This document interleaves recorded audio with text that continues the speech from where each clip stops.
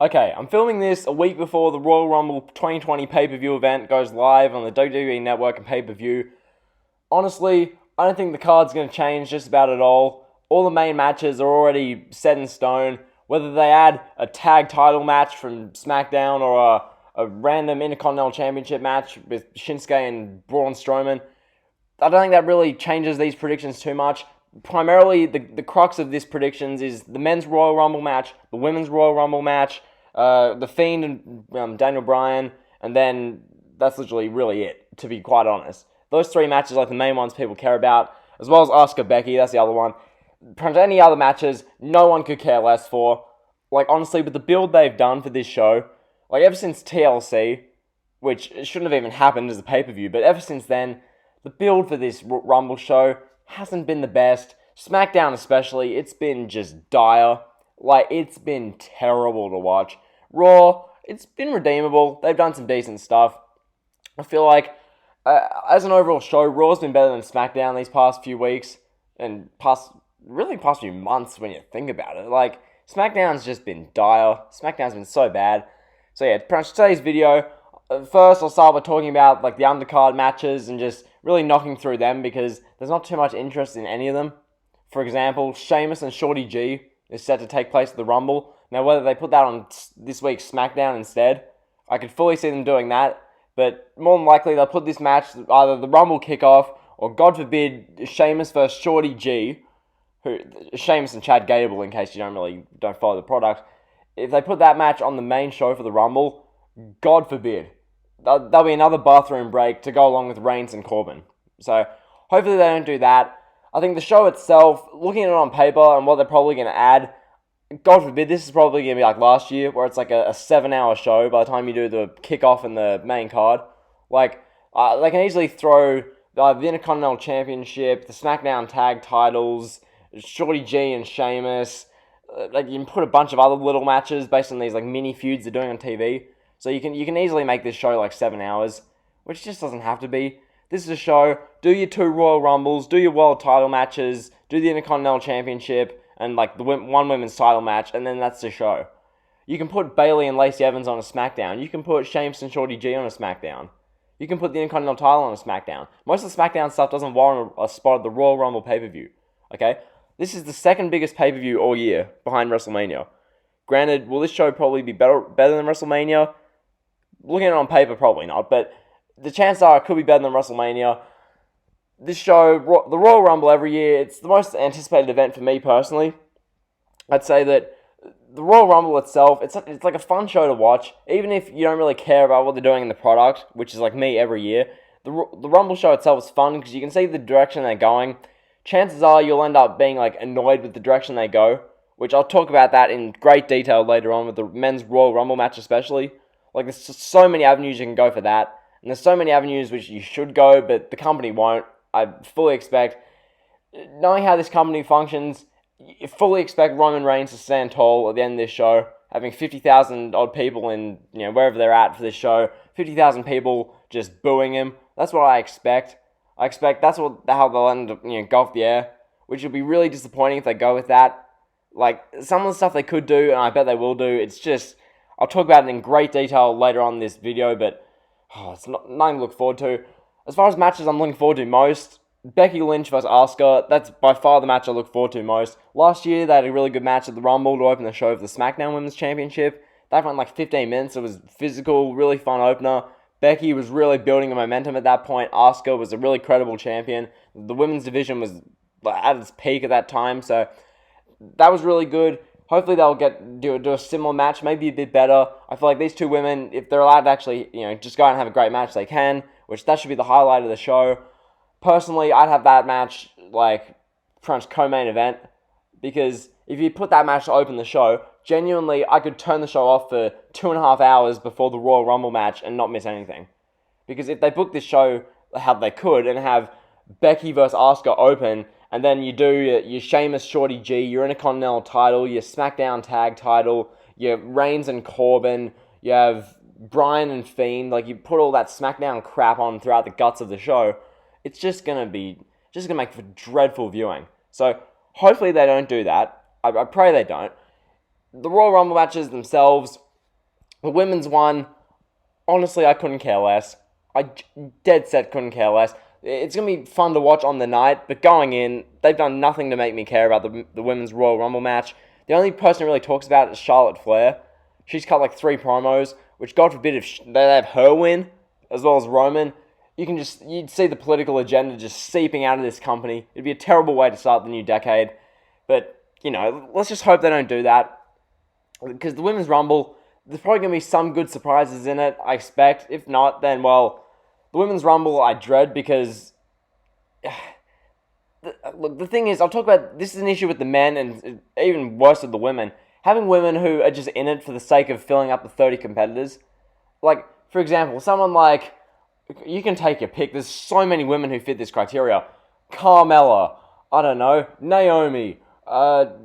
Casey Catanzaro.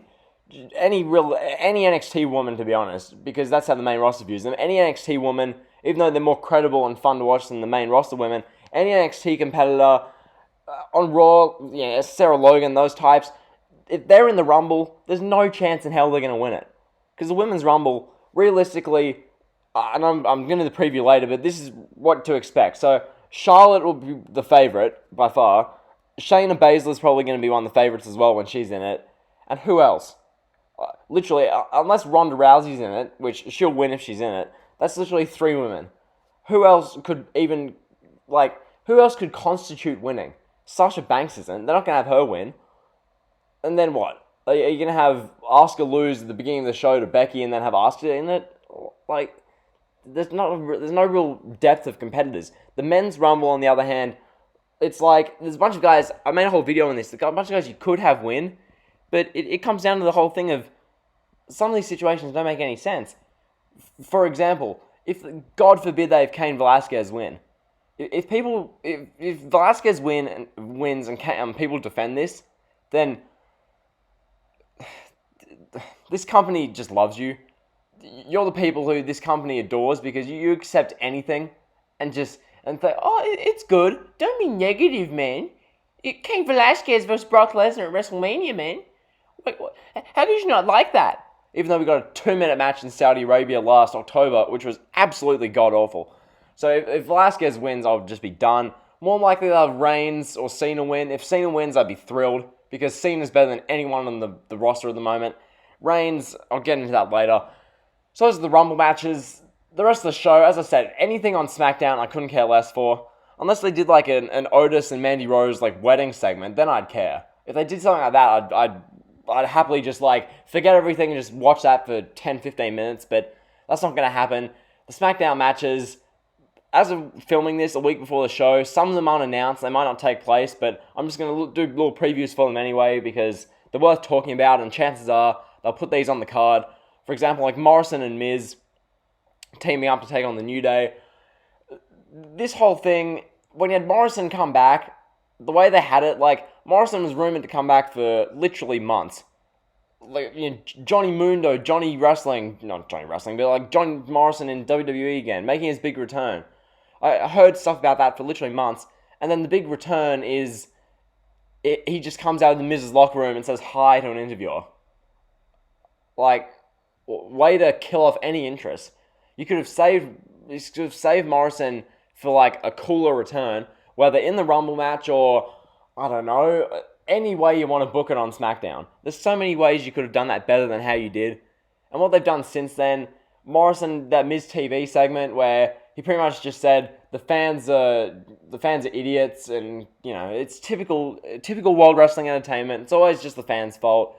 It's never anything to do with the character or their motives or their, how they feel or anything realistic. It's just the fans' fault. So Miz and Morrison now just heels. Good. The tag team division needs tag teams. You might as well have Miz and Morrison because I don't care to see the Revival versus the New Day again. We've been there, done that, and then you have no other teams. Because Shorty G and Ali just aren't teaming up anymore. I don't know where Ali's gone because I'll talk about Shorty G later, but that team's gone. So pretty much the tag team division on SmackDown is the New Day versus, what are we calling Miz and Morrison? Just Miz and Morrison? Or are we calling them by the name they used to go by? Regardless, that's your tag team match of the Rumble. Chances are they'll probably put that on the main show because it's Miz and Morrison against the New Day. That's main card worthy in this company. So That'll probably open the show more than likely, I think. Assuming they do it, that'll open the show. I think the match itself will be good. Like, the talent in the ring is pretty good. Miz is garbage, but Morrison can be pretty good. His Starship pain against Big E on SmackDown looked dreadful, though. Big E and Kofi, they've been around for years as a tag team. When the New Day formed? 2014? Like, they've been around for over 5 years now.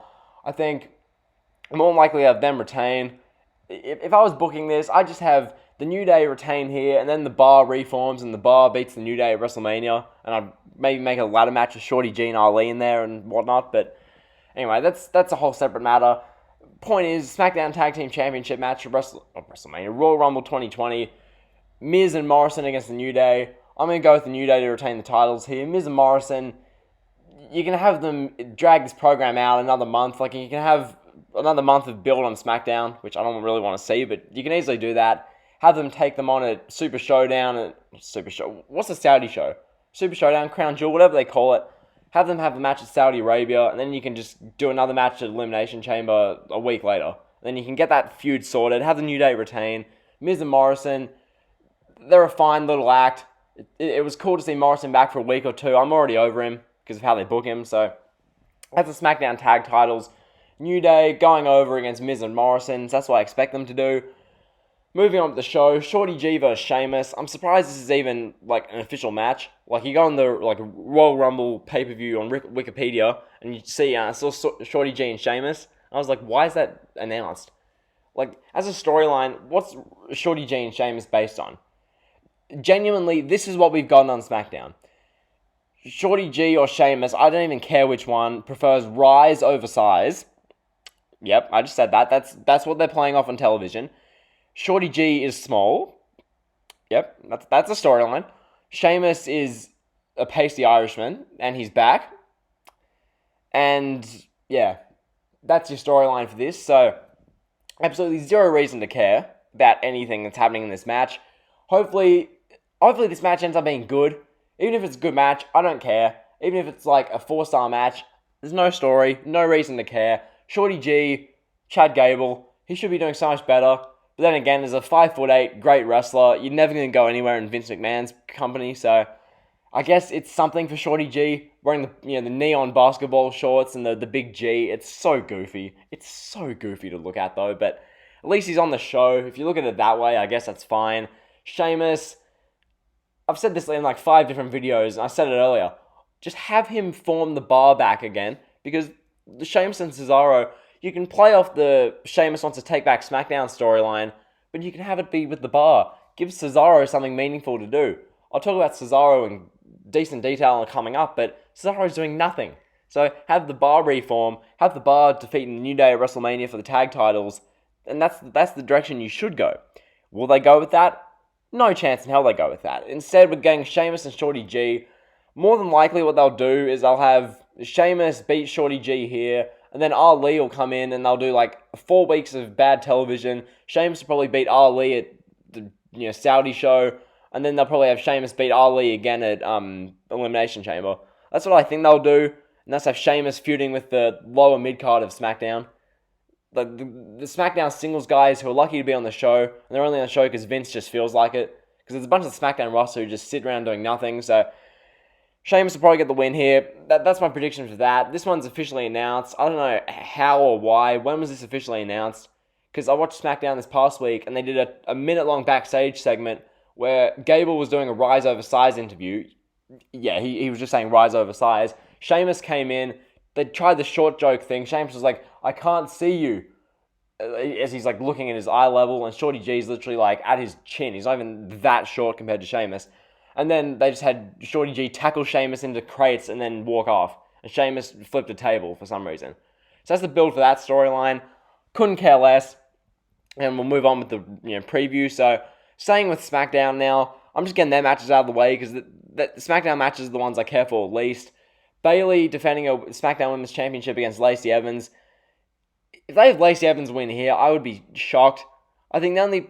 what did I just even say? If they have Bayley lose the title, I wouldn't be surprised. And honestly, I could see them going either way because with Lacey Evans as champion, what are you possibly going to do? Okay, Knowing SmackDown and Vince, what they would do if Lacey won the title, you'd have Lacey cut promos about how she loves the military, perhaps the Cena promos from a few years ago, loves the military, is a very respectful college graduate, loves everybody, kisses babies, that kind of promo. Because she's blonde, American, put her in the main event, give her the title. If they went Lacey Evans, that's what they're going to do with her. Personally, I could not care less for Lacey Evans. Any appeal she has, that's gone in my eyes. I just could not care less for Lacey Evans. I just don't see the interest in her. Like, I know why the company's pushing her, but I couldn't care less for her, which I bet that makes her shaking her boots. Good old elitist doesn't care for Lacey Evans, and yeah, I don't, okay? I don't care for Lacey Evans. The way they book her on TV, where they have like Dana Brooke intermingling in this Lacey, Bayley, Sasha mothering storyline. Like, the storyline itself is just crap. Who thought this is so basic? This is such basic storyline, and the casual fans just get invested in this for some reason. I don't know how. Is Lacey Evans saying that Sasha got personal with my child, therefore I hate her? And like, Bayley and Sasha haven't even said anything.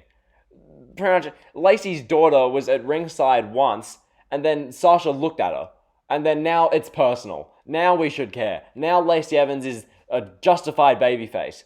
Like, was it 2 weeks ago? Where they did the promo segment where Bayley and Sasha opened the show. They're literally just talking about, like, not much. Just cutting a regular promo. And then Lacey Evans comes out with Dana Brooke, and Lacey's like, how dare you mention my daughter? And it's like, they didn't mention your daughter. What are you on about? Where's this coming from? Okay? So, in that regard, Lacey Evans, I don't love what they're doing with her.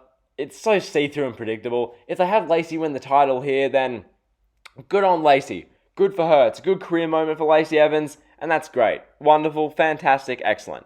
But where to from there? Just rematches with Bayley and Sasha every week until WrestleMania? Is that the avenue you go with the SmackDown Women's Championship? Because if they go with that, then, oh boy, I care even less than I do already, and I could not care less now. Literally, I know whatever happens, we're going to get another month of Lacey Evans being the number one contender or the champion on SmackDown. Either way, that's where they're going because they're pushing Lacey at the moment. Personally, the avenue I see them going with is having Bayley retain the championship after Sasha gets involved. Complete BS. There is no way Bayley wins remotely clean in this match. It's going to be either Lacey wins the match with the woman's right, or Bayley through either Sasha Banks causing like a DQ, a count out, or just something. Because Bayley and Sasha Banks, two women who dead set like pioneer the division, can have amazing matches in their own right, have nothing to fear, are all of a sudden terrified of Lacey Evans, who is a B-Tech Charlotte Flair, and Charlotte's an android robot. So that's the SmackDown Women's Championship situation. As for a prediction, I have no clue, honestly. It's just going to be a random guess with this. Pretty much, I'm going to predict Bayley to retain after a lot of BS. They're going to try and make Lacey Evans seem sympathetic, and they're probably going to either have, Sasha Banks, as I said, getting heavily involved. There'll be a situation where, I can see this now, Lacey hits the woman's right on Bayley, referee's counting 1, 2, Sasha pulls the referee out of the ring, then they probably have Sasha get ejected, they resume the match, Bayley rolls up Lacey Evans, 1, 2, 3, Bayley retains. Something like that. Something where Lacey Evans looks strong at the end of it and Bayley looks like a coward heel champion. Because the avenue I see them going with the SmackDown Women's title is Bayley versus Sasha at WrestleMania. And how they want to do that, I don't know. But if you're going to do Bayley-Sasha at WrestleMania, that match needs a title. You're not just going to have those two fight, no title. Otherwise, WrestleMania, well, there's no need for it there. So, that's the avenue I hope they go. What they could do is have Lacey win the title at the Rumble and then just do Bayley and Sasha's split, immediately. For example, Sasha comes down and tries to distract Lacey, but Sasha ends up hitting Bayley, and then Lacey hits the woman's right on Sasha and Bayley, and then Lacey pins Bayley. 1, 2, 3, Lacey wins the title. So then you can do the dissension with Bayley and Sasha, and then have them have a match not Saudi, because they'd hate that, but Bayley and Sasha can have a match at the Elimination Chamber. You could do that, but then you'll probably have a Lacey Evans WrestleMania match with the women's title. So, it's really a lose-lose in my eyes. The SmackDown Women's division is so dead. There's no women there. I'm trying to think of what they could do, because who are the other heels on the SmackDown Women's roster? Who are the heels? Alexa Bliss? Are you going to have Lacey Evans win the title and do Lacey versus Alexa Bliss? Is that the avenue you're going? Like, is Alexa a face or a heel? Is Nikki Cross a face or a heel? Sonya Deville, Mandy Rose, they're occupied with Otis, and that's your division. Are they going to get Carmella back on TV? Like, this whole division, I don't know what avenue they're going to go. Whatever they do, I'll probably rant about it because I just don't like the SmackDown Women's division, but nevertheless, it's just not the best what they're doing with it, so that's what we got there with the SmackDown Women's division. My prediction, I'm going to say Bayley retains, although if Lacey wins, I would not be surprised at all. I feel like they're going to do a split with Bayley and Sasha very soon. Like, that act has gone as far as it can. But yeah, I feel like Bayley's going to retain the title after complete BS. Bayley's going to look like a terrible champion at the end of this.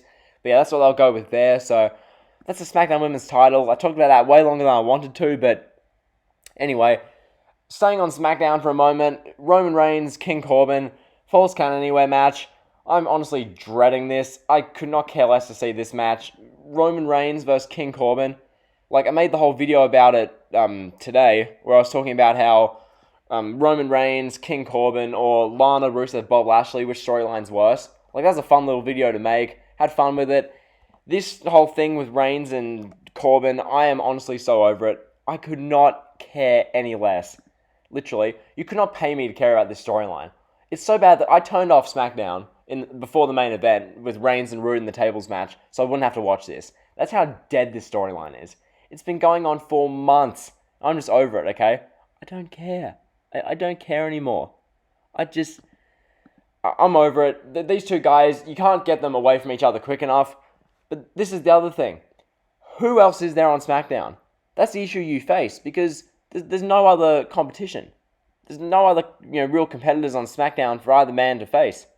Because from the heel side, who is there on SmackDown? Because if you have Reigns beat Corbin, and then what are you going to do? Are you going to have Reigns feud with Bobby Roode for a month? Because if you do that, Corbin and Ziggler are still in and around the mark because they're like a stable. So you have no main event division.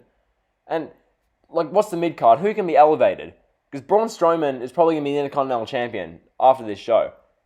So Strowman's not going to be in the main event, even though he's a heel. Strowman's a face, I think, unless you turn him. So you're going to have face Strowman. What, are you going to have Baron Corbin as a heel take on Strowman for the Intercontinental Championship? Are you going to do Strowman versus Corbin again? Is that the direction you're going? Like, this is the main thing that angers me with SmackDown. There is no direction with anything they do. There's no forward thinking. Vince books these shows like day to day when he feels like it. There's no logical thought put into down the line what they can do to make this show better than it is. So that's the issue with SmackDown. Reigns and Corbin, this storyline has been going on for way, way, way too long.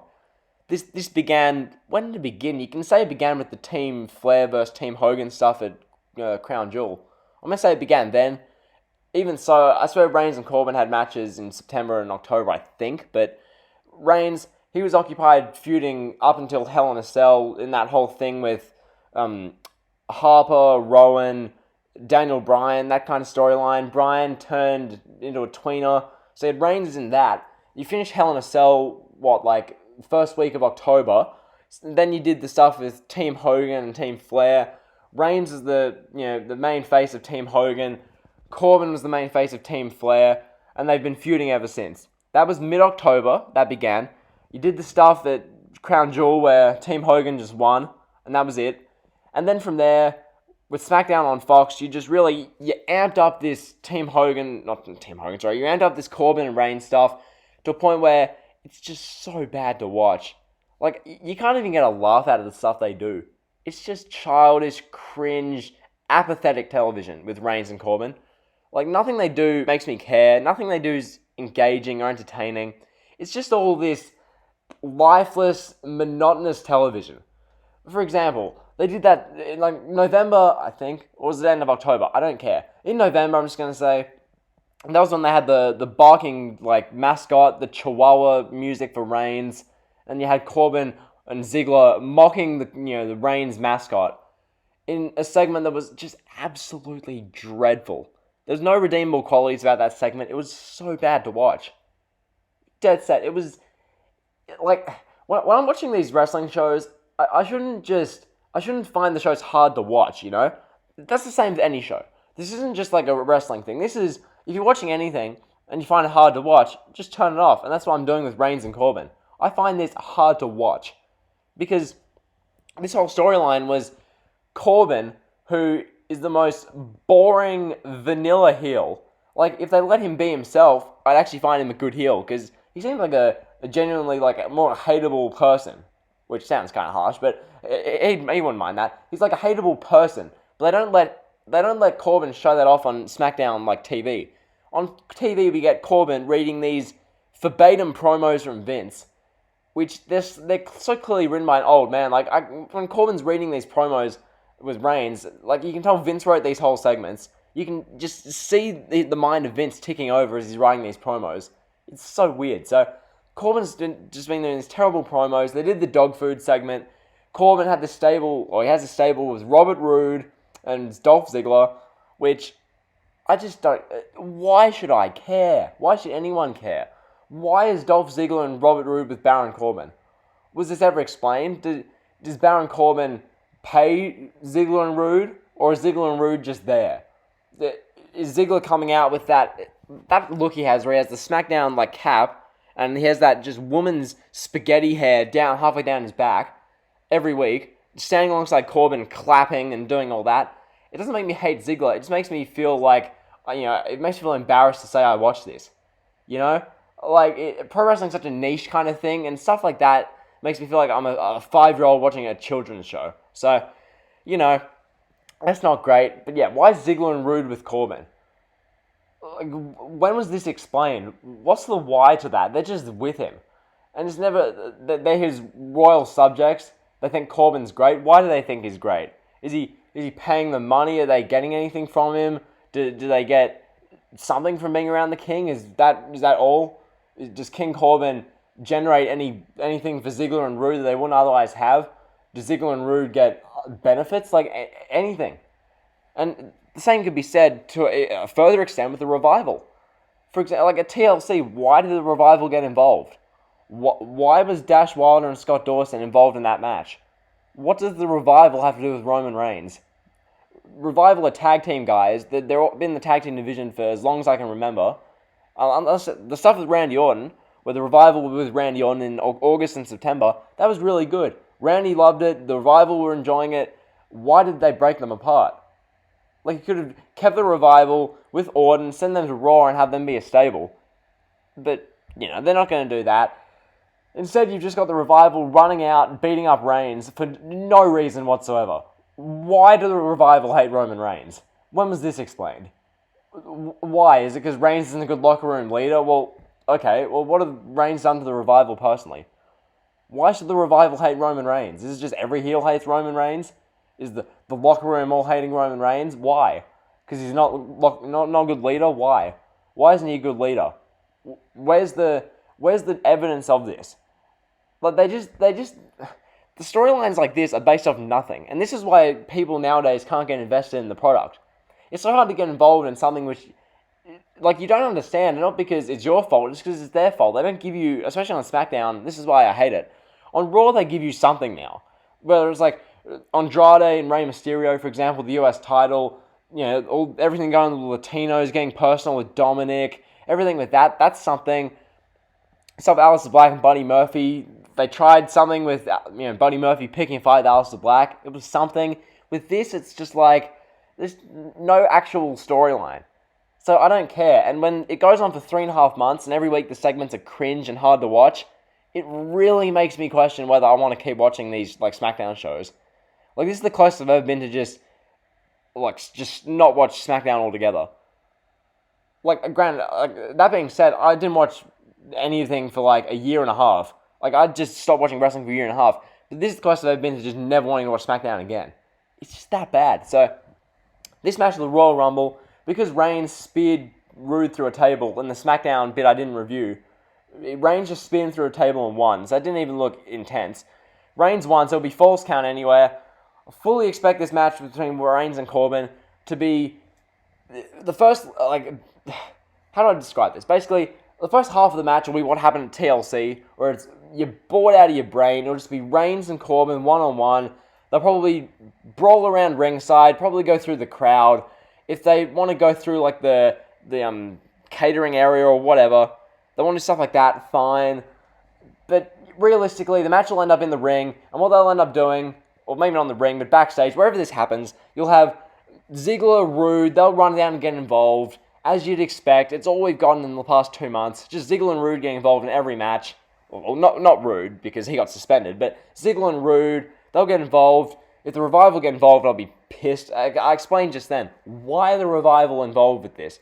Anyway, so they'll do stuff with that. They'll have the big interference, the BS, probably the Coroners will get involved, and then you'll probably have the Usos run down, Jimmy and Jay, they'll be the saviors for Reigns. So it'll be like a 3-on-3, 3-on-5, or God forbid, like 3-on-14 with the Coroners. The Usos and Reigns will just all beat them up, and then Reigns will end up winning somehow. Reigns will probably spear Corbin into something, because it's false count anywhere. Like, he might spear him through a crate or something, and have Reigns pin Corbin. And that'll be the match. I expect Roman Reigns to win here, because Reigns lost to Corbin in the last pay-per-view, and there is no chance in hell Baron Corbin beats Reigns at back-to-back shows. So I expect Reigns to win here. Will this be the end of the feud? It should, but realistically, what are you going to have Reigns do in February before WrestleMania? You're just going to drag this out longer. I fully expect that. Like, I can't see a SmackDown show where Reigns and Corbin aren't feuding. Like, this, it feels like it's never going to end. It's an actual nightmare of, like, wrestling. So, that's what we're getting there. Roman Reigns and Baron Corbin. I've talked about this match way too long as well, but, you know, just the storyline itself just triggers me beyond belief. Just what they've been doing with these guys. It's so hard to watch, so hard to get invested in, and as a result, I can't wait for this to be over. The match itself, if it goes anything longer than 20 minutes, which I fully expect it will, if it goes anything longer than 20 minutes, I can't put into words how much I don't care. Like, I honestly can't, so that's the Falls Count Anywhere match. I expect Roman Reigns to get the win here. I expect lots of BS, lots of shenanigans. The match, no chance it's a clean Falls Count Anywhere match. You can have the Usos getting involved, Ziggler, Revival probably, Robert Roode. It'll be complete chaos, bodies flying everywhere. In that regard, they'll probably try and say it's a great match, because like, oh, Reigns speared Ziggler through insert object here, or Reigns hit a Superman punch to Roode and he fell off the stage, stuff like that. So you probably have spots like that. Reigns hitting the double Superman punch on the Revival, they'll probably do that again, which that looked terrible when they did it on SmackDown. They'll do it again, I expect, so that's that match. I expect to just have a bathroom break there. Any of the SmackDown stuff on this card will be a bathroom break for me, so, you know, that's whatever. As for the other SmackDown match, the Intercontinental Championship, Shinsuke Nakamura against Braun Strowman, this is something which, if they do it at the Rumble, I hope they don't, but if they do it at the Rumble, well, once again, it's another SmackDown match that you couldn't pay me to care about, because I went into detail about this in the SmackDown review, but the Intercontinental Championship, in the past, Shinsuke Nakamura won it at Extreme Rules. That was in July. Ever since then, so the 7 months, 6 months, whatever, same thing at this point, it's just been some of the absolute worst, most lackluster, like, championship reign material for Nakamura. I talked about this in the SmackDown review. What has Shinsuke Nakamura done in the last 6 months as champion? He's held the title for half a year. And he has done what? Did he defend the title at SummerSlam? If he did, forgive me for not remembering, because it was, like, it's not that memorable at all. Shinsuke, he took on Mustafa Ali on a random SmackDown show and beat him. Shinsuke took on The Miz for the title. He took him on, like, once, maybe twice. And Shinsuke just won because of Sami Zayn. And Shinsuke took on Reigns randomly for no reason. The SmackDown show after the one where everyone was stuck in Saudi Arabia. So the one after the NXT invasion. The week after, they opened the show with Nakamura and Reigns for no reason. And then they just end that match with BS. With, like, Corbin getting involved. So that's what we got with Nakamura. He's genuinely had 3 matches of even half memorable note. All of them had Sami Zayn getting heavily involved. Now, all of a sudden, for the last month, he's been in a stable with Cesaro. God knows why Cesaro's there. This was never explained. Cesaro is, he's fallen under the influence of the Liberator, Sami Zayn. Okay, Sami Zayn, great on the mic. Entertaining enough as a character on SmackDown. He's had 1 match in the past 8 months. He's a loser in his own right. Like, when Sami Zayn wrestled in 2019, he lost every match. So now, well, there's absolutely no reason to care. All these three guys, Cesaro, Zayn, Nakamura, it's just, there's no reason to get involved or invested in them. There's no reason to care. And yeah, this match hasn't even been made for the Rumble yet. I'm assuming it will be. Even if this is the kind of match which, even if there's not enough time for it, they'll put it on the show, have Strowman win in like a minute, humiliate Shinsuke, win the title, and that'll be it. So I fully expect they'll get this on the card somehow. Strowman winning the IC title, it'll be something that fanboys will be like, oh, but we got Strowman winning the IC title, man. How could you not like the Rumble? Strowman won the IC title. Okay, that belt couldn't be more dead. It's been defended, I'm going to say 3 times in the last 6 months. 2 of them were mid-card matches, and 1 was a throwaway match to open a SmackDown. So, the Intercontinental Championship is redundant. It's the least credible it's felt in, I can't even remember how long. It's the polar opposite of 2018 with Seth Rollins, where he made the title feel legit and credible. The title now couldn't feel any more like an afterthought. I don't think Vince knows there's an IC title anymore. That's how bad it is. The build for this match itself has been Braun Strowman obliterating these 3 heels, and it's just been some of the worst TV to watch. The title can't come off Shinsuke Nakamura quick enough, which is sad to say, but he's done nothing with the belt. Strowman, will he do anything with the title? As I said before, who's Strowman going to fight if he wins? Who are the baby faces on SmackDown for Strowman to fight? Or the heels, sorry. Who is there? Like, are you going to have Sheamus versus Braun Strowman for the IC title? Couldn't care less for that. And, like, who else? Who else is there that's a heel for Strowman to fight on SmackDown? Who are the heel singles wrestlers in the mid-card? I can't even think of any. What, are you going to have just The Miz take on Braun Strowman for the IC title? You have Morrison versus Braun Strowman? Just none of these matches appeal. So, if they go in that direction, I really pray they don't. Because if they go in that direction, well, it's a lose-lose, the IC title. They've killed any interest I've had in the IC title. If Shinsuke wins, it's going to be the same thing with Bayley and Sasha with Lacey Evans. Like, that's how I see it. The SmackDown Women's title and the IC title are the same. The babyface has made the heels look like absolute clowns, absolute blithering idiots for the last month. Bayley and Sasha have looked like they've looked like absolute idiots. Same with this Zayn, Cesaro, Nakamura stable. Couldn't have looked any worse. Like, for example, just take your pick. So, they did the 6-man tag match, where Zayn actually wrestled for the first time in like 7 months. So it was Zayn, Cesaro, Nakamura taking on Strowman, Big E, and Kofi. Everything about that I hated.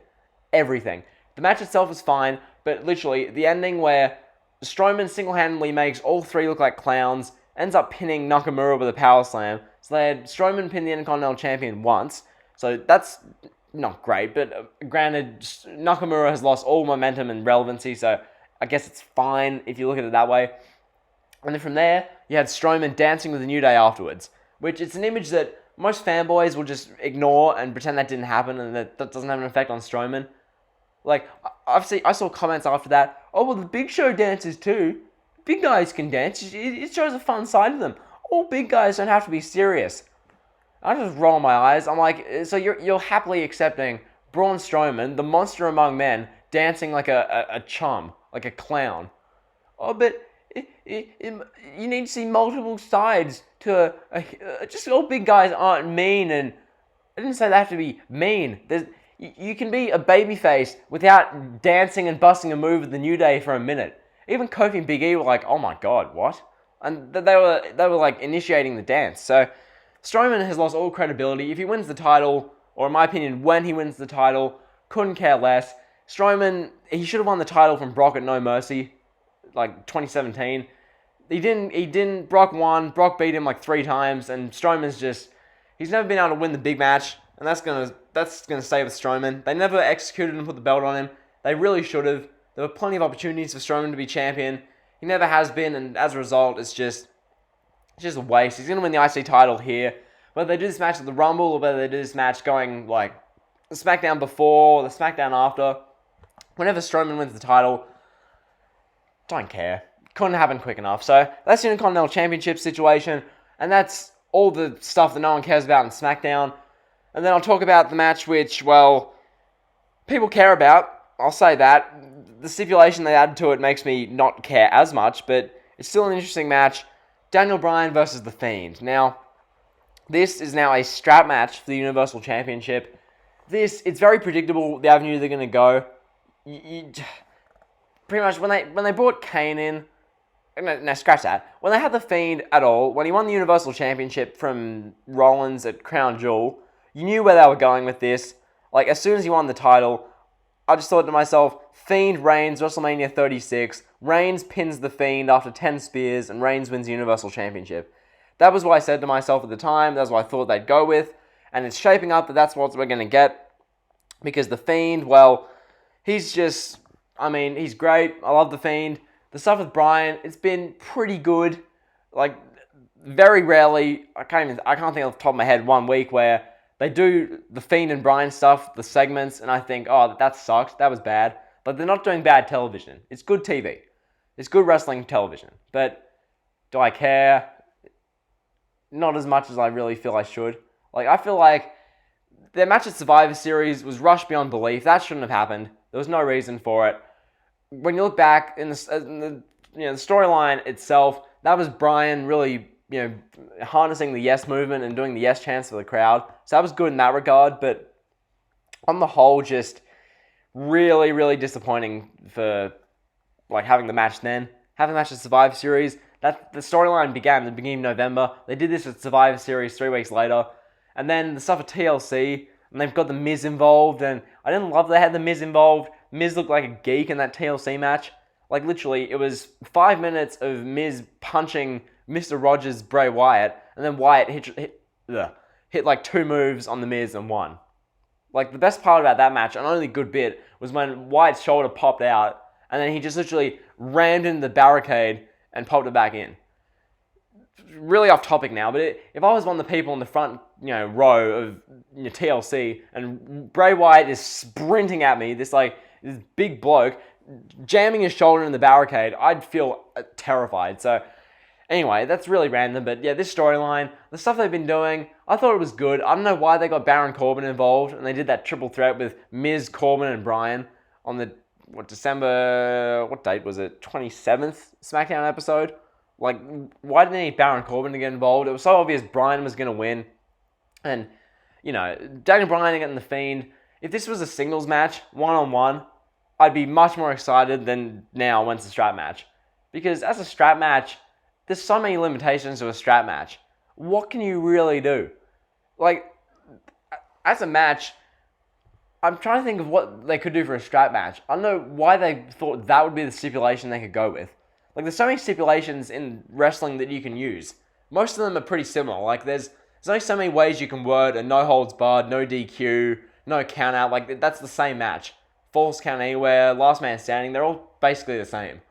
Granted, there are little changes with each one, but for the most part, those matches are the same, so there's no point really doing it like anything like that. A strap match is just really random, though. Like, there's so many limitations to it. I know they'll probably have the spot where the Fiend, he unloads on Bryan with a bunch of offense, and then Bryan's he's acting all passed out and unconscious. They'll have the Fiend probably choking Bryan in the ropes at the strap or something. I'm sure they'll do that. Everyone will be shocked. The red lighting will be there, and it'll look terrible. You'll barely be able to see what's happening in the match, which that'll kill the match, having the red lighting, but, that's not great. As far as that, though, well, I guess we've just become used to it because it's the Fiend, and he wrestles in the red light, when he just doesn't have to. The Fiend is the Fiend. The red lighting does nothing to add to him, okay? The whole thing with the Fiend is that the mask is really creepy, okay? Just because in 1998 you had Kane wrestle in red light for a couple of matches doesn't mean every Fiend match has to be in red light, okay? It wasn't a good idea with Kane in 1998. It's not a good idea now in 2020, okay? Let us see the Fiend with his full creepy mask and outlook, attire. I think he'd be even more scary in daylight because he looks so abnormal compared to everything else. Stop trying to make Fiend matches a horror movie, okay? Nothing in the WWE is a horror movie. Actually, no, scratch that. The whole Raw and SmackDown are horror movies every Monday and Friday night. But nothing within the show is like a horror movie that's supposed to be designed to be that way. There's horror movies with all the storylines and the shows themselves, but it's not horror genuinely. It's not genuine horror. It's not like a horror movie. with Bryan and Fiend. Like, some of the stuff they've done is cool. The stuff with, this was The Miz, but the stuff with Fiend and The Miz, where Fiend was at The Miz's, like, house and all that, that was great. That was stuff I'd do if I was making these shows. Just outside the box, some reason to care. If you're gonna say every feud's personal, have actual personal stuff happen. Don't just be, oh, he looked, like, for example, with Sasha, Lacey, and Bayley. Oh, Sasha literally looked at Lacey's daughter, therefore it's personal, therefore Lacey's triggered for a month. Lacey's defending all mothers. Like, what is that? If you're going to have it personal, be like what he did with Miz and Wyatt. Anyway, I'm getting a little sidetracked with this preview. Basically, this strap match, it should be good. I don't expect it to be bad because, look, these two guys, Bryan and Wyatt, are excellent. At the Royal Rumble 2014, they had a great match. Probably Wyatt's best singles match of his career. The match here, I expect to be good. I'd expect like a 3.5 star match, probably. I don't think this will be a 4. If it's below a 3, I'd be shocked as well. I think this will be just a good match. So, in the end, the Fiend's going to retain, obviously. Obviously, because above all other reasons, there's so many reasons why the Fiend should retain. First off, Daniel Bryan's just a great way to put the Fiend over. Another good match between Bryan and Fiend will make the Fiend look even better than he is. From here, going into February, you're probably going to have the Team Hell No stuff, where Kane will then take on the Fiend, and you'll do the Fiend avenging his demons from Kane, and Fiend, Kane, it writes itself. It's obvious what they're going to do with that. They're just going to have just demon versus monster storylines, and it's going to go in the red light, and it'll make sense, and fine. Give Saudi Arabia Kane versus Bray Wyatt. No one will watch it in the States, just about, so that's fine. That's what the angle they'll go with. All of February on SmackDown is going to be Kane versus Wyatt, whatever. And then they'll probably do a Kane-Wyatt match Elimination Chamber as well. And then you'll get to WrestleMania, and it'll probably be Bray Wyatt, The Fiend, taking on Roman Reigns for Universal Championship. Reigns will win, and then you'll do a couple of months of Reigns and Corbin on SmackDown. That's what I expect, so, you know, it is what it is. I think this match will be good. It'll be entertaining enough, but on the whole, just not enough reason to care because this is the WWE making a strap match. I don't know whose idea that was. Whether that was Bryan, if that was Bryan or Wyatt themselves, I'm not impressed with that. Because just on paper, a strap match never really gets you excited. No matter how good it is, even if it's Stone Cold and Savio Vega from In Your House. What was it? The one where the lights went out? It was a Beware of Dog, I think. I don't know. The one in May 96. Whether it's that match, and I can't even think of any other good strap matches. Like, I'm sure there've been plenty in history, but none off the top of my head because they're not like that memorable of matches. So the match will be good. Fiend will retain, and yeah, so that's finally I've gone through all the SmackDown stuff. Those matches just, oh boy, it's just too much from SmackDown. Raw, literally, the only one match we know from Raw is Becky Lynch vs Asuka, which I'll get into in a moment. But as far as other stuff from Raw, if they want to do a Rusev, Lana, Lashley, Liv Morgan match, I really hope they don't. That doesn't need to be on the Royal Rumble pay-per-view. Like, you're doing the stuff on Raw tomorrow, as of the date of filming this. I don't know when this video is going to come out, but the stuff on Raw, which that should be like the Royal Rumble week, that's your hit of Rusev, Lana, Bob Lashley, Liv Morgan. They don't need to do anything at the Rumble, okay? You don't need to do the mixed tag again at the Royal Rumble, okay? Just, if that happens, I don't even care. I'm not even going to preview that. As far as other stuff on Raw, the US title, you're doing the ladder match, so I feel like, you know, with Rey and Andrade, there's no need to put anything to do with them two at the Rumble. Like, this is the thing with Raw, which I like. They're actually selling all these matches on Raw. Like, this, I feel like with this Rumble pay-per-view, as I've just talked about for literally 50 minutes, it's primarily SmackDown stuff that's getting the Rumble pay-per-view spot. Because Raw is, through Paul Heyman's initiative, dealing with all their storylines and matches and whatnot on the show itself. You do have Becky vs Asuka, but literally everything else is being dealt with on the show. Like Aleister Black, Buddy Murphy, they're having their matches week after week. AJ Styles and Randy Orton, they're doing their stuff. All the guys doing these little, like, you know, winning these squash matches. So, Rusev, Lana, Bob Lashley, that's only taking place on Raw at the moment. So, I really like that. I don't know what other matches you can do from Raw. Are they going to really put AJ Styles and Randy Orton on this card? If so, they just don't need to. There's no need for that. You can keep that to Raw. Make that feel like a Raw exclusive thing. You don't need to put that at the Rumble pay-per-view. I don't know what else there is from Raw, seriously. Like, what are you going to have Eric Rowan reveal what's in the cage at the Rumble? Like, I don't know. So I'll get into Becky vs Asuka. This, I'm really looking forward to it myself. Match, as I said at the beginning of this video, I'm looking forward to this match the most of anything on the card. I think this will be a stellar match between these two women. Becky and Asuka, if they let them actually work a great match, then this will be, as I said, great. I think Becky as champion, this is a match that she needs. She talks about it in the promos. Her reign as champion is dead. There's no one to fight on Raw. And like, Becky's a champion isn't bad, but it's the division's fault. This is the same thing with Charlotte Flair.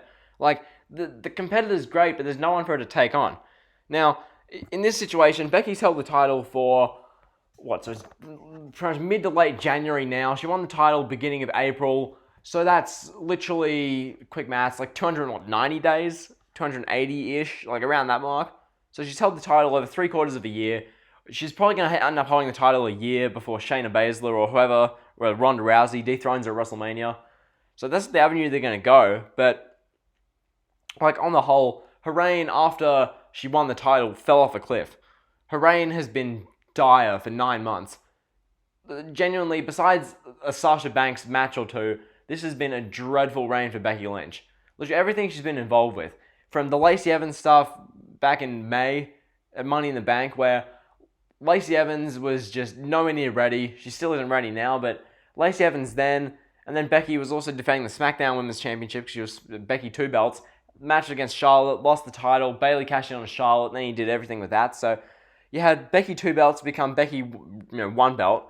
So then Becky defended against Lacey. From there, they had the stuff with Becky, Lacey, Rollins, and Corbin, which I'm just not even going to mention that. That was insufferable. I've suppressed that from my memory. And then Becky took on, Natalya in the submission match at SummerSlam? Which, I don't know how I remembered that even took place, because I've done videos, I think in the 2019 year in review, where I was trying to think of Becky's SummerSlam match, and I couldn't, because it was that, not notable. So, and then you had Becky get attacked by Sasha Banks. I like what they did with that. I thought Becky and Sasha had some great matches. They had match of the night at both Clash of Champions and Hell in a Cell, which is great. And then Becky had the triple threat match in the main event. Becky had the 2 main events. She had the TLC main event and the Survivor Series main event.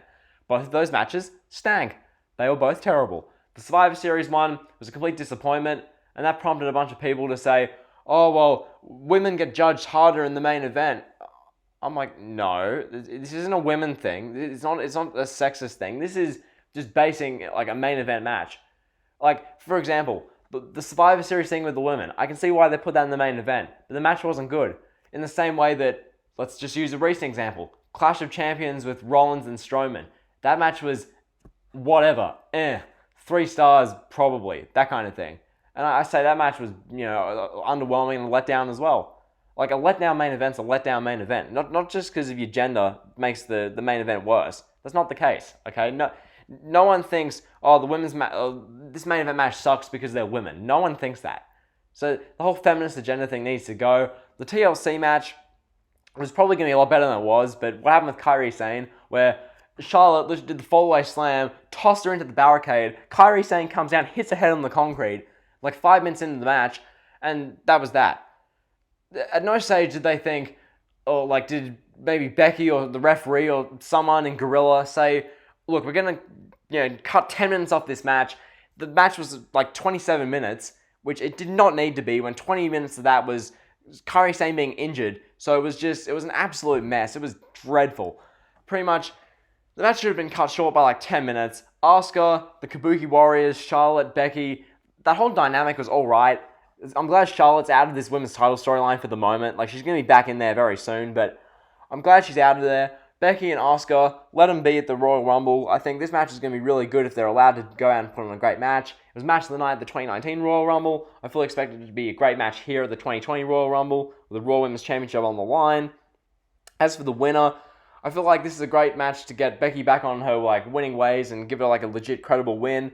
I don't see an avenue in which Asuka wins personally, because this whole storyline, it's more so just about Becky Lynch and how her redemption as a character, which I like. It's simple. They bring the contract thing into, bring the contract thing up, and how Becky wouldn't sign her new deal unless Asuka, unless she beats Asuka, which is a load of BS because Becky re-signed last year. But I mean, nevertheless, this match should be really good. As I said, the TLC thing wasn't great. That match should have been literally when they realized Kairi Sane got injured, cut that match back like 12 minutes, try and get some good spots out of it, because the match wasn't great. I'd rather have a 15-minute match that's not great as opposed to a 28-minute match that's not great. Like, you can do the thing with Reigns and Corbin brawling, just bring that forward a little bit. Anyway, going in, Royal Rumble 2020, Becky will retain against Asuka. That's my prediction. If Asuka wins the title, I wouldn't know who would Asuka face. Would you do Asuka vs Charlotte? Is that the avenue to go at WrestleMania? Like, I can't see Asuka winning. I see Becky retaining, and then they'll go with whoever wins the Rumble will take on Becky at WrestleMania, and then that'll be like the big match for the women. So that's the avenue I see them going. And with that being said, I think that's every match. There's not the 2 Royal Rumbles. So we got nearly an hour out of this video already, and we haven't even talked about the Rumble matches. So this video is going to be long, boys. But yeah, so as of right now, I'm filming this January 20th, so Monday. We are the week of the Royal Rumble. The Royal Rumble is in a week's time, yeah. So I'm looking at the list of who's in the Rumble for the men and the women. The men currently have 19 of the 30 entrants announced. Now, I'll read off your entrants for both Rumble matches first, and then I'll really get into discussion of them. I'll start with the women's match because you might as well. Pretty much of the women, 4 of the 30 entrants have been announced, and we're a week away. That's not great. I feel like the women's Rumble match, there shouldn't be a women's Rumble this year. There's just not... I don't know how to properly phrase this, to be honest. And I know it's my job. I should probably phrase these things better than I probably do. Why is there a women's Rumble match when they're on the main roster? There is no women's division. There's no credibility in the women's division. Raw, SmackDown, they're the exact same. They have one women's title storyline, and that's it. That is it. On Raw, Becky, Charlotte, who else is credible? Asuka and Kairi Sane to a lesser extent. And that's it. SmackDown, who's credible? Bayley, I guess. She's a credible name by this point, even though as a character right now, she's an absolute just... She's just terrible as a character because she has to play a coward heel, and it's just not her. And then Sasha, and do I say Lacey Evans? Do I put her on that same level with Asuka and Becky and all that? No. So literally you have 2 women on SmackDown, 4 on Raw, and that's all you've got for women. And given that 4 of them are going to be in title matches, you've got 2 credible women, and then you've got everyone else. So pretty much you've got Charlotte, Kairi Sane, and then what? Sasha Banks? Are you going to have Sasha there in the Rumble? And that's it. Because the rest of the women's division on the main roster, this is who they've got announced for the Rumble. Charlotte Flair, we know. Alexa Bliss and Nikki Cross. Okay, that's completely understandable. And Sarah Logan. You got 4 women in your women's Rumble. If they had a brain, they'd make this women's Rumble 20 entrants, put the very best of NXT, just muster up whatever you can for the main roster, and make it a 20-woman Rumble. Instead, they're going to do a 30-woman Rumble, which is going to be so dreadfully boring. Like, this is my thing. I want to analyze the Women's Rumble, but there's nothing to analyze. Because this Women's Rumble is probably going to be... They're probably going to have Vicky Guerrero come out and make like a surprise entrance. You're going to have Natalya in it, probably. I was like, yeah, where's Natalya? Like, you barely see her on TV. So, Natalya will be in it. I'm trying to think of women off the top of my head. They'll probably have Chelsea Green get in it. Liv Morgan will probably make an entrance. Maybe they'll do something with Liv Morgan and Lana in the Women's Rumble. That's probably what the avenue they'll go. And then they'll have Lashley and Rusev do something in the Men's Rumble. So maybe Liv Morgan and Lana, quite possibly. Does you have Ruby Riott return? Maybe. Is she ready to come back from injury? Have Ruby Riott? Maybe. But that might not even be possible. I think she might be out for a couple more months. I don't know fully what's happening with that, but Ruby Riott, perhaps, probably not. Then you're probably going to have more surprise entrants. So maybe a Michelle McCool, Mickie James, almost certainly. She's the kind of woman you get for this. You'll have probably your Alicia Fox. But yeah, that's the issue. This Rumble, I'd say 15 to 20 competitors in this match are just going to be absolutely irrelevant losers. And from that, for example, I'll list off, like Naomi. She hasn't even been on TV in ages. Alicia Fox, as I said. Carmella. These people who can't even get on TV. People who, why should we take them seriously when they literally can't even get on TV? And saying that, Chelsea Green. Someone who I want to think's great, but we've seen her show up twice on NXT with Robbie E, or Robert Stone, and then she had a match on main event with God knows who. I know I mentioned main event. That was the one episode, I didn't even watch it. I saw it on the WWE Network. This was like 2 week old main event episode they uploaded. I looked at the matches. WWE main event, I don't know how it's still functioning, it's still running. Filmed before Raw, you had Mojo Rawley versus No Way Jose as the quote-unquote main event of main event. Mojo versus No Way Jose. Main event, when they posted on the network, that I have never seen main event in the top 15 for like trending on the network. No one watches main event.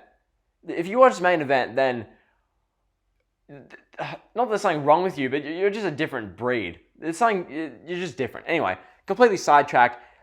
My point with that is the women in this Rumble match that aren't Charlotte Flair, probably Sasha, and then Kairi Sane.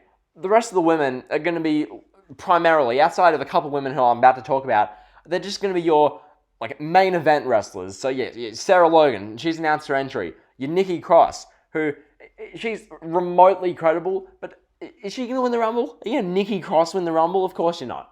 Just a heap of women who you know aren't going to win the Rumble. That's what you're going to go with there. As the women who I think are going to win this, and for my preview, you've got 3 women who are in contendership for this. Charlotte Flair, Shayna Baszler, and what's her name? Who's the woman who should have returned in the main event of Survivor Series and should have returned in the main event of TLC but didn't? What's her name? The one who main evented WrestleMania 35. Ronda Rousey, that one. Ronda, go back to that Survivor Series main event for a second. Ronda, that was her spot to make her return and really like, if you're going to have women main event, have Ronda return. That was the moment with Becky beating up, Becky beat up Shayna Baszler at the end, yeah. Becky was beating up Shayna, have Ronda come back, even if Ronda's not going to actually be in a match until like mid-2020, just have Ronda just run out and beat up Becky. Give the show something, but instead we got nothing. Ronda, this would be the best spot for her to come back, or one of them. I think Ronda Rousey won the Rumble. WrestleMania plans look really effortless to book. You can do Ronda versus Becky at WrestleMania. That's books itself, really. It was the match we were going to get last year, but then they threw Charlotte Flair in there because they had to put Charlotte in there, their queen. Charlotte, the spoiled brat queen Flair, when she's not in the women's championship picture or retaining the title, she's just complaining on Twitter about how she's being like misused and mistreated. Even though Charlotte Flair is going to beat Ric Flair's record, Charlotte's going to end up holding 17 women's championships. Even though in 2019, let's just use that for an example, she held the women's championships. I believe she held the Smackdown one 3 times, right? I think that's the case, yeah. She held the Smackdown Women's title 3 times, and the combined reign length was 10 days. So how do you explain that? I mean, Jesus Christ, was it 10 days or was it 3 weeks? It was really minute for 3 reigns. So Charlotte, if she wins the Women's Rumble, personally, I expect that to happen. Going in, I expect Charlotte to win the Women's Rumble. If you have Shayna Baszler win, good. I hope Shayna Baszler wins. Shayna winning, then you can do Shayna versus Becky. Whoever wins is taking on Becky at WrestleMania. That's the crux of it, basically. Because the SmackDown Women's division is so dead. Like, are you going to have Ronda Rousey come back and go to SmackDown? Like, it would make sense because SmackDown's like on Fox and it's like a sports-driven objective. But even if they did that, I can't honestly see them going down that avenue. I see whoever wins going to Monday Night Raw and them doing the stuff with Becky Lynch. Because Becky Lynch needs a contender. Whoever wins the Women's Rumble is going to take on Becky. So whether that's Charlotte, whether that's Shayna, whether that's Ronda, I can see any of them taking part. My prediction for this, it's not really a prediction. My prediction is just that any of those 3 will win the Rumble, which isn't much of a prediction because anyone with a half a brain knows that. I don't think anyone's predicting Chelsea Green to win the Rumble, or Casey Catanzaro to win the Rumble, or Shotzi Blackheart to win the Rumble, or Xia Li to win the Women's Rumble. Like, no one's predicting this kind of stuff. Everyone knows it's going to be one of those 3 women because you're not going to have Sasha Banks win it. She's just irrelevant on SmackDown. Even though she's in the main women's picture, she's irrelevant. Pretty much, I'm going to predict Charlotte Flair to win. If she doesn't win, good. I'd be happy to get that prediction wrong. But I'm going to predict Charlotte Flair to win because I can see them going that route. They want to get the Royal Rumble win on Charlotte's resume so you can have it be just like a dad. If they book this and have Charlotte come in first or second, last the whole time and win, that's going to get lots of backlash because could you be more blatant in trying to make her like Ric Flair? Like, she already talks, sounds, like everything. Like Ric Flair wasn't an android when he wrestled. He was actually entertaining to watch wrestle. Charlotte's just a robot. All the matches are the same. They're as boring as Reigns matches, so that's Charlotte Flair. Fully expected to win the Women's Rumble, take on Becky Lynch at WrestleMania 36, and then Charlotte wins another women's title at WrestleMania. That's where I think they will go. Is it where they should go? No. Shayna Baszler is the obvious pick for many people. I think Shayna's a good one to have win. I'd like to see Shayna win. Shayna versus Becky Lynch at WrestleMania. Would the match be overly great? No, but it's something different. Something we haven't seen yet. Shayna versus Becky. Something I could try and get myself invested in. Becky versus Charlotte, we've seen to death, and more than likely we're going to see it again and again because Raw and SmackDown have no women's divisions, so we're probably going to see it again. Ronda Rousey, if that happens, that's the situation I want the most to happen because Ronda on Raw would be great, but I don't see it really happening, so that's my prediction. Charlotte Flair to win the Women's Royal Rumble. And then we move on to the men's one. As I said, there's 19 of the 30 entrants have been announced as of January 19th, 2020. Pretty much, with this whole situation, 19 of the 30 entrants. Okay, well, I'm going to read off the entrants now. Shinsuke Nakamura, Braun Strowman. Okay, they're announced for this. I still did their prediction of the Intercontinental Championship thing. I don't know when this was announced on SmackDown. It says it was announced on SmackDown on Wikipedia. I don't know when it was, but anyway, they're both set to be in the Rumble. I see them doing stuff in the Intercontinental Championship, but anyway, Buddy Murphy, Aleister Black, Bobby Lashley, Rusev, they're in the Rumble.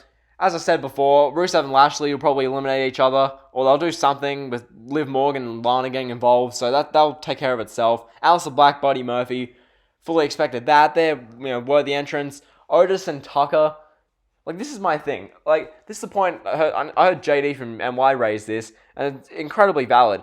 In situations like this, when you look at the entrants in the Rumble, you want to have a dozen people that you think could legitimately win the Rumble. When I look at this list that's here now, Roman Reigns, Brock Lesnar, Drew McIntyre, I'd say Aleister Black, but it's not really realistic, and that's it.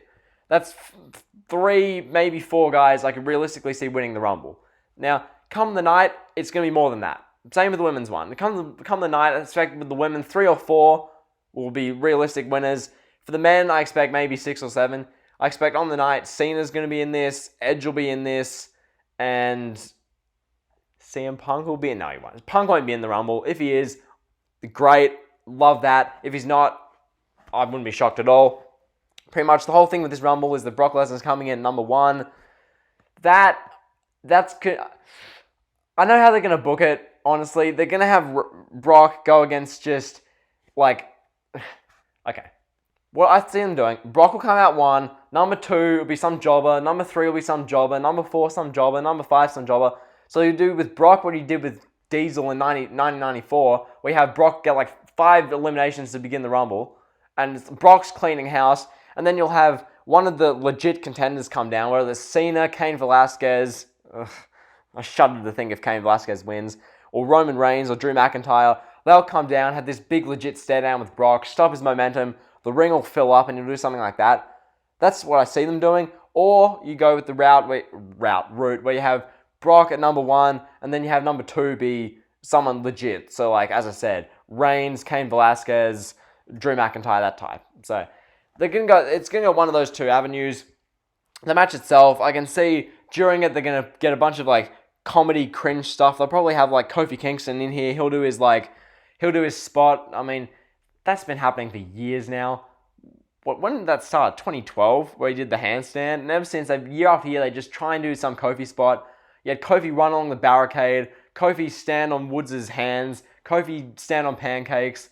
Kofi stand, getting the JBL's chair. They've done everything with this. We'll see a Kofi spot in here, I'm sure. As for the match itself, yes, I think they'll do the stuff with Brock at the beginning, where he'll just toss a bunch of people out. Then some legit credible guy will come in. They'll get in the middle of the match and it'll probably be pretty bland. You'll have your Eric Rowans, your Ricochets, your Rey Mysterios, your Eliases, your Corbin, Zigglers, Otis, Tucker. You'll get stuff like that. They'll get involved. They'll probably do something with Otis and Mandy Rose, with Ziggler. They'll try and do something with that. They'll really just incorporate all of their cringe little storylines into this somehow. So I expect that. I feel like they're going to try and make King Corbin in this Rumble feel legit. Corbin will probably get 3 to 4 eliminations. I feel like Corbin will just dump out your Ricochets, your Mysterios. Corbin will probably eliminate Aleister Black as well, knowing how this company functions. Aleister Black, if he's going to be eliminated, it has to be by probably Brock. Looking at this list, Brock's the only one who's not going to get like the wrong kind of heat if he eliminates Aleister Black. So that's what we're getting from that perspective. Guys like AJ Styles, Randy Orton, they're not going to win the Rumble. They'll probably eliminate each other type of thing. Like I can see with AJ Styles, he RKO's Randy Orton and tosses him out. Then Randy RKO's Styles and tosses him out, that kind of thing. The rest of the match, as I said, when it comes to like big final predictions for this Royal Rumble match, here's what I see them doing. And honestly, if when they go with this, I won't be surprised. Do the stuff with Brock. The middle of the match is just getting all their crap little storylines like sorted. So you'll have your stuff with, as I've said before, Rusev, Lashley, Otis, Mandy, Ziggler, which isn't a crap storyline, but they'll do something with that. Then you'll hit around entry 15, 16, 17, 18. You'll begin to get Cena's going to come in. Reigns will come in probably mid-20s, low 20s. You're going to have probably Drew McIntyre come in around that time. Strowman will probably come in around like the middle of the match and get like 3 quick eliminations. And then Brock will probably eliminate Strowman. Cain Velasquez will come in probably like 28, 29, 30. I fully expect what they'll do, whether they have Kane come in really early to stop Brock or they have Brock at entry number 30. Brock's got like 10 eliminations. Brock's doing a madness. And then he's standing tall. Brock's like bouncing, doing his thing. Number 30 hits. Cain Velasquez comes out. Everyone tries to feign shock, like, oh my god. Ignoring the fact that Brock beat this guy in 2 minutes in Saudi Arabia. Kane will come out, probably eliminate Brock. And then they'll do Kane versus Brock at WrestleMania for the WWE Championship. Which is the last thing I want to see. It's the last thing anyone wants to see. But that's the avenue they'll probably go. As for the match itself, the winners, Reigns, Lesnar, McIntyre. Those are the only 3 guys I could see winning it. Actually, not even Brock. I can't see Brock winning the Rumble. I think Velasquez will eliminate him. Or he might have Cena eliminate him. Cena or Velasquez are going to eliminate Brock. That's what the avenue they're going to go. Whether Brock defends the title at WrestleMania against John Cena or Velasquez. Personally, I hope it's Cena. I want to see Cena and Brock as the main thing on Raw. I can't wait for that. Cena cutting promos every week. God, I've missed Cena. Compared to everyone on the current roster, he's so much better than everyone. So Cena, Brock, Velasquez, they're their own little thing. I think they'll sort itself out. The crux of the match, Strowman will get his eliminations. You probably have Brock get like 10 to 15, anywhere between there. Reigns will get his eliminations. McIntyre will get 1 or 2. Same with Corbin. They'll do some high spots. Kofi will do his pancake spot. You'll have all your cringe storylines. In the end, though, I think your final 4, I'm going to predict Reigns, McIntyre, maybe, if you do the thing with Brock and Velasquez or Cena before this point or after, that waits to be seen. But I think Reigns, McIntyre, Cena, and Edge, I want to say. Because I think Edge will be in this match.